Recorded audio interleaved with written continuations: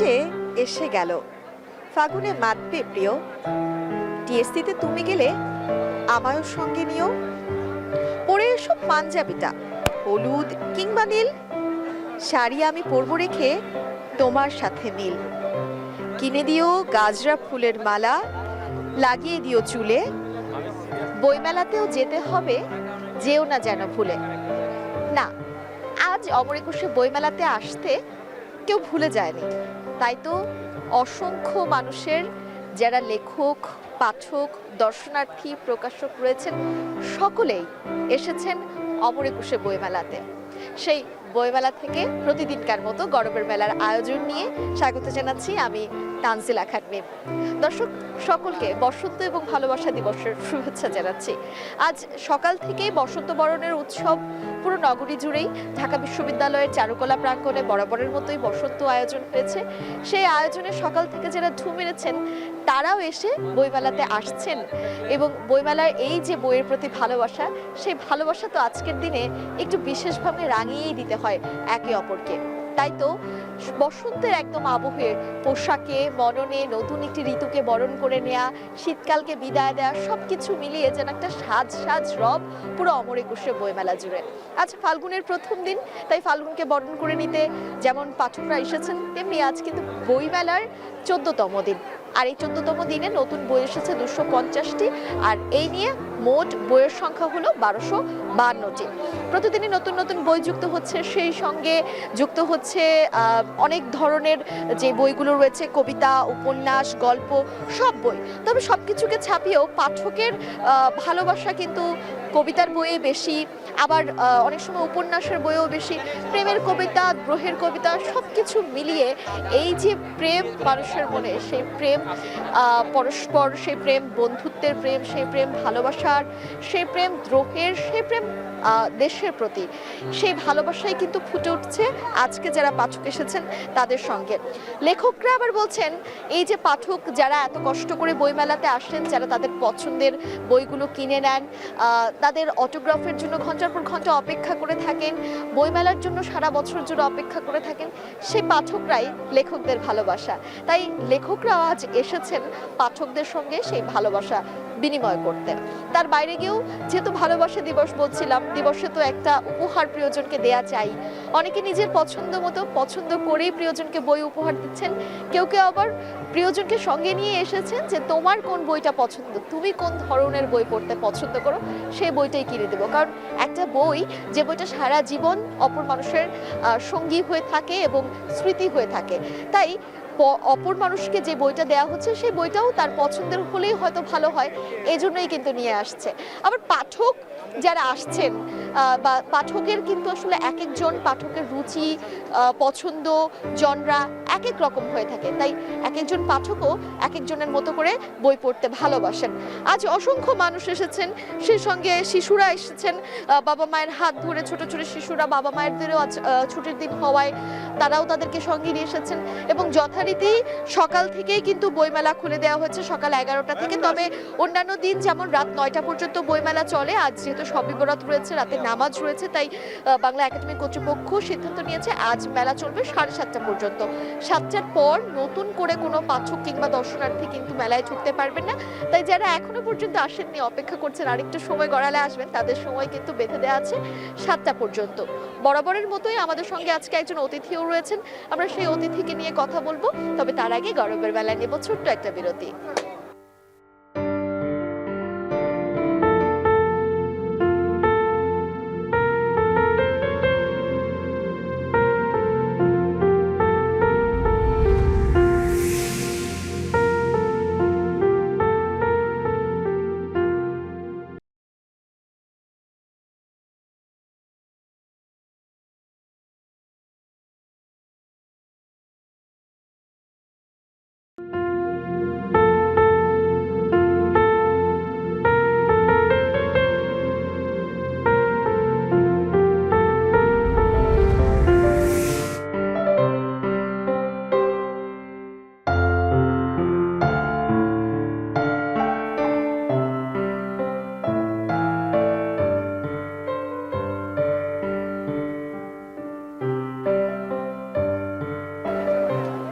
জীবনে যেমন ভালো লাগা, ভালোবাসা, মায়া আছে, ঠিক তেমনি আছে দুঃখ, বিরহ। প্রিয়জনকে বা ভালোবাসার মানুষটিকে যে নিজের করে নিজের সঙ্গিনী হিসেবে না পায়, সেই দুঃখ, সেই বিরহ কেউ কেউ আঁকড়ে ধরে রাখেন সারা জীবন, কেউ আবার ভুলে যাওয়ার চেষ্টা করেন। তবে আঁকড়ে ধরে রাখার সংখ্যা এই শতাব্দীতে খুবই কম বোধ হয়। সেই আঁকড়ে ধরাদের মধ্যে একজন কবি হেলাল হাফিজ। নিশ্চয়ই বুঝতে পারছেন দর্শক, 2024-এ আমরা যাদেরকে হারিয়েছি তাদের মধ্যে তিনি অন্যতম একজন, যে বছরের শেষ ভাগে 24 সালের শেষ ভাগে এসে আমাদেরকে ছেড়ে চলে গেছেন। তবে তিনি সেই সব পাঠকদের হৃদয়ে তো অবশ্যই বেঁচে আছেন যারা তার কবিতাকে ভালোবাসেন, এবং সেই সব প্রেমিকদের জন্য অনুপ্রেরণা হয়ে থাকেন যারা আসলে স্মৃতি আঁকড়ে ধরে বাঁচার চেষ্টা করেন। আজ গরবের মেলায় আমাদের সঙ্গে অতিথি হিসেবে রয়েছেন সেই কবি হেলাল হাফিজের বন্ধু, লেখক, গবেষক সেলিম জাহান। স্যার, আপনাকে আমি পরিচয় করিয়ে দিয়েছি হেলাল হাফিজের বন্ধু হিসেবে। এই যে ভালোবাসা তো শুধুমাত্র প্রেমিক এবং প্রেমিকার না, বন্ধু, পরিবারের। আজকের দিনে আপনাকে আমি হেলাল হাফিজের বন্ধু হিসেবে পরিচয় করিয়ে দিলাম। আপনারা খুব ভালো বন্ধু ছিলেন। আজকের দিনে আসলে তাকে কতটা মনে পড়ছে এবং এই পরিচয়টা আপনি আসলে নিয়ে কতটা গর্ববোধ করেন?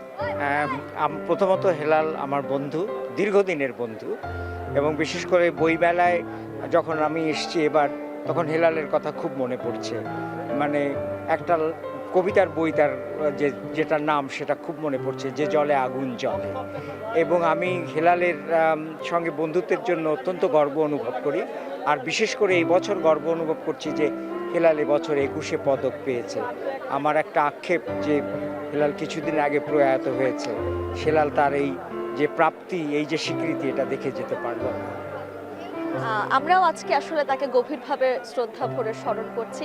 আসলে বন্ধুত্ব কিংবা যে কোনো সম্পর্কের উদার থাকাটা খুবই জরুরি। সেই জায়গা থেকে কবি হেলাল হাফিজ সম্পর্কে একটু জানতে চাই।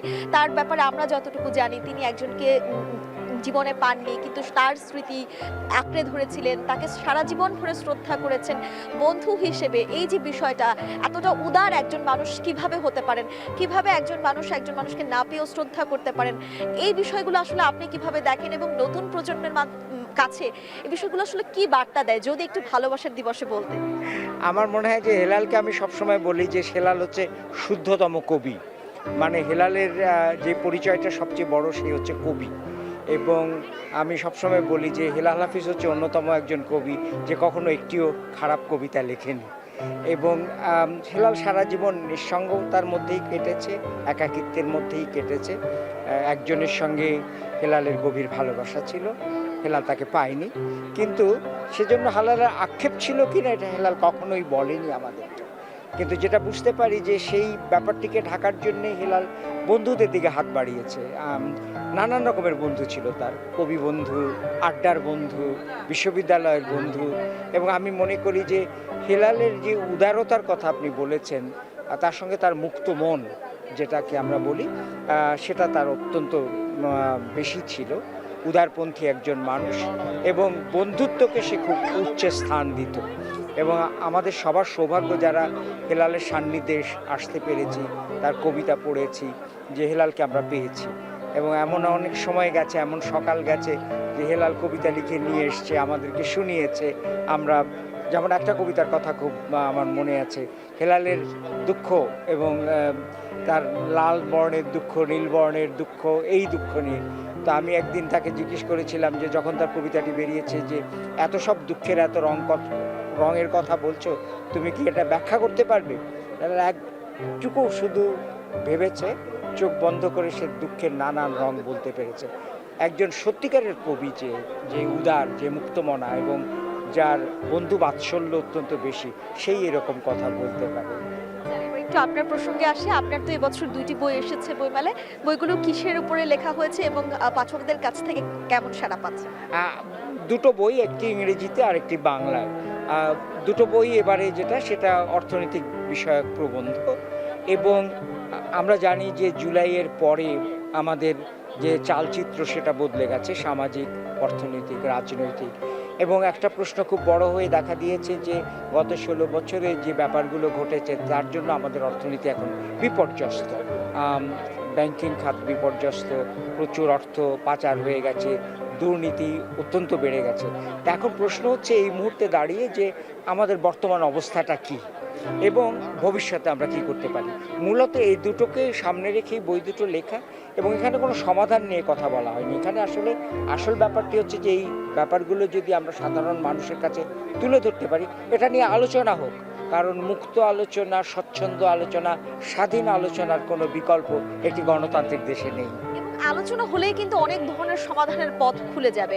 স্যার, আরেকটু জানতে চাই, এই যে এই ধরনের গবেষণামূলক বই, অর্থনীতি বিষয়ক বই, এই বইগুলো বইমেলায় আসলে যেই পাঠক, সাধারণত তরুণ পাঠকদের অনেকেই কেনেন না, উপন্যাসের বই খোঁজেন, কবিতার বই খোঁজেন, একটা শ্রেণীর পাঠক শুধু এ ধরনের বই পড়েন যারা আসলে জানতে চান। তো বইমেলার বাহিরে সেই বইগুলো আসলে পাঠকদের কাছে কতটা পৌঁছে যায়, আপনারা লেখকরা সেটা কতটা জানেন, কিংবা অনলাইনের মাধ্যমে বইগুলো কিভাবে পৌঁছে যায়? আচ্ছা, আমি প্রথমে একটা কথা বলে নিই, যাদের সঙ্গে কথা বলেছি বইমেলায়, এবার নাকি বইমেলায় কবিতার বই, উপন্যাস এবং গল্পের বইয়ের চাইতে প্রবন্ধের বইয়ের চাহিদাটা বেশি, এবং সবাই প্রবন্ধের বই পড়তে চেয়েছেন। তো বইমেলায় তো একটা বইয়ের একটা অংশ বিক্রি হয়, কিন্তু তারপরে যেখান থেকে লোকজন বই সংগ্রহ করেন তার একটি হচ্ছে যে অনলাইনে যে সমস্ত ব্যবস্থাগুলো আছে। তাছাড়া এই প্রবন্ধের বইগুলো এটা বিভিন্ন বিদ্যালয়ের যে পাঠাগার আছে সেখানে যায়, সরকারি যে পাঠাগার আছে সেখানেও যায়। এবং আমার মনে হয় যে এই বইগুলোর উপর যদি আলোচনা হয়, সমালোচনা হয় বিভিন্ন পত্রপত্রিকায় বা অনলাইনেও যদি আলোচনা সমালোচনা হয়, এবং তাহলে পরে যারা বাইরের যারা পাঠক আছেন, সাধারণ পাঠক আছেন, তারা উপকৃত হবেন। আর বিশেষত পাঠাগারে গেলে পরে এই বইগুলো বিভিন্ন পাঠ্যক্রমে যারা পড়াশোনা করছেন তাদের জন্য উপকারে আসবে। স্যার, ধন্যবাদ আজকের মতো দিনে আমাদেরকে সময় দেওয়ার জন্য, গর্বের মেলার সাথে যুক্ত হন। আপনাকেও ধন্যবাদ আমাকে সুযোগ দেওয়ার জন্য। এই যে গর্বের মেলায় কথা বলছিলাম এবং আমাদের অতিথিও বলছিলেন, এই যে বইমেলা ছাড়াও এই বইগুলো সারা দেশ জুড়ে পৌঁছে যায়, বিশ্ববিদ্যালয়, স্কুল, কলেজ, বিভিন্ন শিক্ষা প্রতিষ্ঠান থেকে শুরু করে সেই শিক্ষা প্রতিষ্ঠানের পাঠাগারে, এবং এতে করে কিন্তু বই আসলে সবচেয়ে বা সব পাঠকের কাছে নির্বিশেষে হাতে পৌঁছে যায়। সেটি আসলে বলার ছিল। এইবারে গর্বের মেলা এই মুহূর্তে আরও একটা বিরতি নেব, বিরতির পর ফিরে আসবো পাঠকদের কথা নিয়ে, যারা আজকে অনেক কষ্ট করে নিজের উদ্যোগে বইকে ভালোবেসে নিজেকে একটু সময় দেওয়ার জন্য এই বইমেলাতে এসেছেন, তাদের সঙ্গে।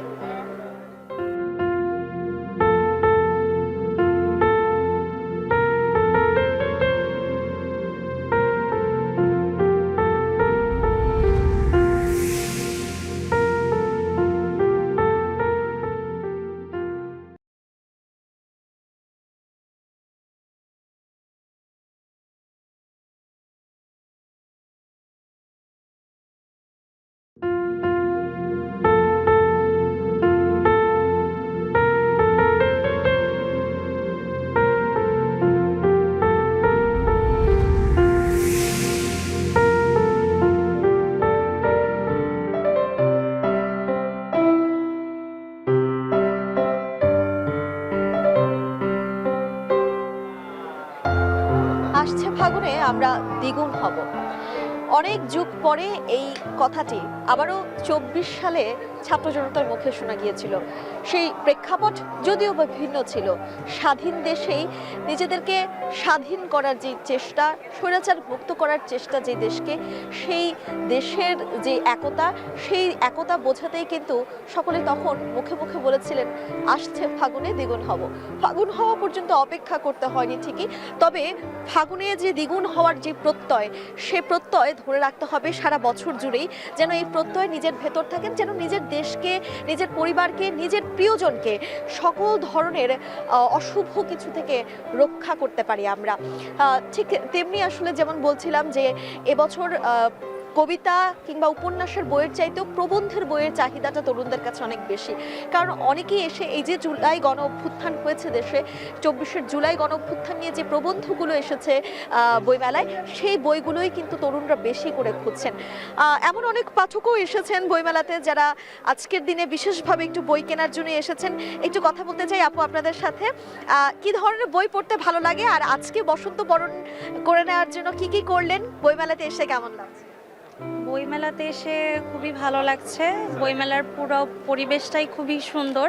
বসন্ত এবং ভ্যালেন্টাইন্স ডে এর একটা আমেজ খুব ভালোভাবেই আমরা পাচ্ছি এখানে এসে। তো এসেছি মাত্রই দেখছি। এখন সবচেয়ে পছন্দ হচ্ছে প্রেমের গল্প, উপন্যাস, এগুলিই বরাবরই ভালো লাগে। তো দেখছি। ধন্যবাদ আপনাকে। একটা বই যদি উপহার দেয়া হয়, সেই বইটা সারা জীবন স্মৃতি হয়ে থাকে। অন্য অনেক কিছুর হয়তো নষ্ট হয়ে যেতে পারে, কিন্তু বইটা কিন্তু একজন মানুষের কাছে সারা জীবন স্মৃতি হয়ে থাকে। আজকে ভালোবাসা দিবসে কোনো উপহার দেওয়া হয়েছে?